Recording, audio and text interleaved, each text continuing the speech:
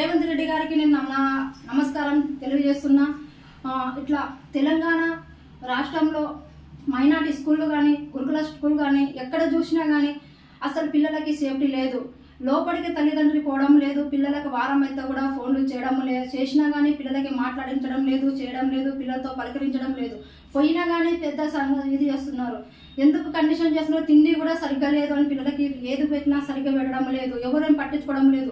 అందుకే రేవంత్ రెడ్డి గారు మనసులను పెట్టి కానీ సరే, రేవంత్ రెడ్డి గారి కింద ఉన్న వాళ్ళకైనా సరే వెళ్ళి హాస్టల్కి వెళ్ళి ప్రతి హాస్టల్కి వెళ్ళి రేవంత్ రెడ్డి గారు మనసులను పంపిస్తున్నారని తెలియకుండానే వాళ్ళని పంపించి వాళ్ళ హాస్టల్ చెకప్ చేయాలని నేను కోరుకుంటున్నాను.